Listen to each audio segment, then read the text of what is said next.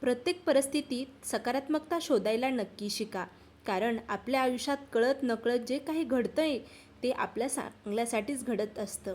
कदाचित काही गोष्टी आपल्या नियोजनानुसार होत नाहीत, म्हणून आपल्याला वाईट वाटणं साहजिकच आहे. पण परमेश्वराच्या नियोजनावर विश्वास ठेवा. तुमच्या आयुष्यात घडणाऱ्या गोष्टीकडं बारकाईने बघा. नक्कीच तुमच्या लक्षात येईल की जे काही आपल्या आयुष्यामध्ये घडत आहे आपल्यासाठी चांगलंच घडत आहे. तर तुमच्या आयुष्यामध्ये अडचणी वाढत आहेत का? कितीही प्रयत्न करून, कितीही कष्ट करून यश प्राप्ती होत नसेल, सतत काही ना काहीतरी अडचणी येत असतील, तर तुम्हाला माहीत आहे का, सोमवारी फक्त एक मंत्र म्हटलं तर आयुष्यात मोठा बदल घडून येऊ शकतो. अत्यंत प्रभावी आणि शक्तिशाली असणारा हा मंत्र, जर सोमवारी या मंत्राचा तुम्ही जप केला तर नक्कीच तुमचं जीवन, आयुष्य बदलू शकतं. म्हणजे सर्व इच्छा, मनोकामना पूर्ण होऊ शकतात. कारण खूप शक्तिशाली असा हा मंत्र आहे. हा मंत्र इतका शक्तिशाली आहे की अनेक लोकांच्या इच्छा पूर्ण झालेल्या आहेत. पण हा मंत्र योग्य पद्धतीनं म्हणणं खरंच खूप महत्त्वपूर्ण आहे. तर तो मंत्र कसा म्हणावा, तो मंत्र कोणता आहे, हेच आपण या व्हिडिओमध्ये जाणून घेणार आहोत. तर सोमवार हा दिवस भगवान शिवांना समर्पित आहे.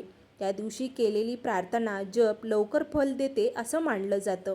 जर तुम्ही श्रद्धेने हा मंत्र म्हटलात तर तुमच्या आयुष्यात सकारात्मक बदल घडून येतील. तर अत्यंत प्रभावी असा हा मंत्र आहे.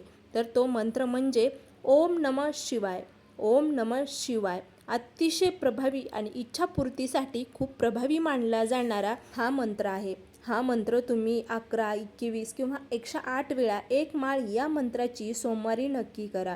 वेळ कमी असेल तुमच्याकडं, तुम्हाला जमत नसेल, काही कारणामुळे तुम्हाला एक माळ जप करता येत नसेल, तर तुम्ही 11, 21 वेळेसुद्धा नक्की हा मंत्र म्हणू शकतात.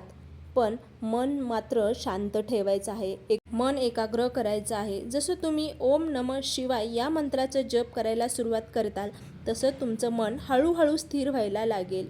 म्हणजेच मनातले जे विचार आहेत ते हळूहळू कमी होण्यास मदत होईल आणि मन एकाग्रता होऊन या मंत्राचा उच्चार तुम्ही नक्की कराल. तर हा मंत्र कधी म्हणायचा, म्हणजे कोणत्या वेळेमध्ये म्हणायचा, तर सकाळी आंघोळ करून आपल्या देवघरातल्या देवांना आंघोळ घालून म्हणजेच देवपूजा करून घ्यायची आहे. देवासमोर दिवा लावायचा आहे. अगरबत्ती, धूप लावून डोळे बंद करायचे आहेत. पूर्ण लक्ष मंत्रावर ठेवायचं आहे आणि सर्वात महत्त्वाचं म्हणजे मनात श्रद्धा, भावना आणि विश्वास ठेवायचा आहे आणि या मंत्राचा जप करायचा आहे.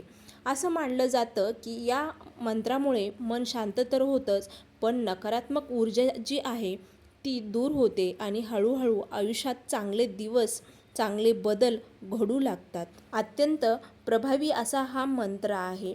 यामुळे घरातले सर्व वातावरण बदलून जाते. घरामध्ये वाईट शक्ती जरी असेल तर ती निघून जाण्यास मदत होते.